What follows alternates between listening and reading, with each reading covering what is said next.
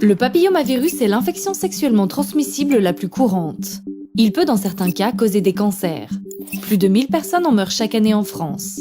Ces décès pourraient cependant être évités. Qu'est-ce que le papillomavirus? Appelé aussi HPV, c'est un virus très répandu.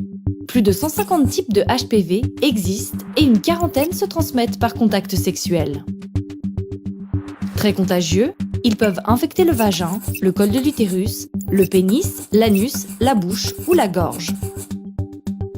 Femmes et hommes sont concernés, qu'ils soient hétérosexuels ou homosexuels.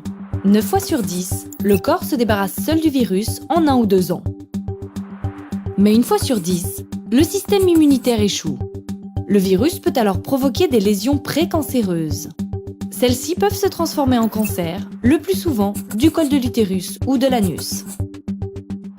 Le virus se transmet par simple contact avec la peau ou les muqueuses. Le préservatif n'est donc pas suffisant.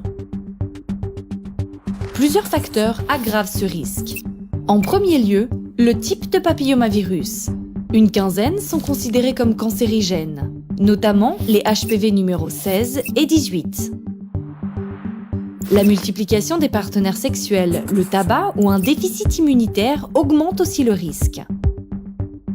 Chaque année, les cancers liés au HPV touchent 600 000 personnes dans le monde. En France, 3 000 sont concernés, dont 75% de femmes et 25% d'hommes.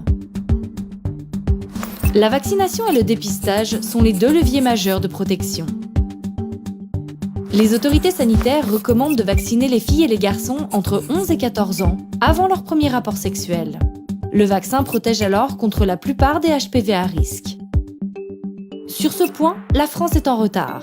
Seules 3 jeunes filles sur 10 étaient totalement vaccinées en 2020, contre 8 sur 10 au Royaume-Uni. Mais le vaccin ne protège pas à 100%. Un dépistage régulier est donc recommandé à partir de 25 ans. L'infection étant sans symptômes, seul le frottis permet de la repérer chez la femme. Cet examen du col de l'utérus détecte d'éventuelles lésions et des analyses complémentaires déterminent si un papillomavirus cancérigène est en cause.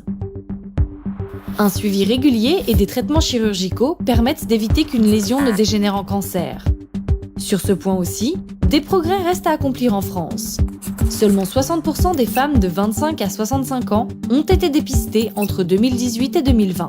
Pour d'autres zones du corps ou chez les hommes, aucun test de dépistage n'existe encore. Pourtant, en combinant de façon systématique le dépistage et la vaccination, l'Organisation mondiale de la santé estime que le cancer du col de l'utérus pourrait être éradiqué d'ici 2030.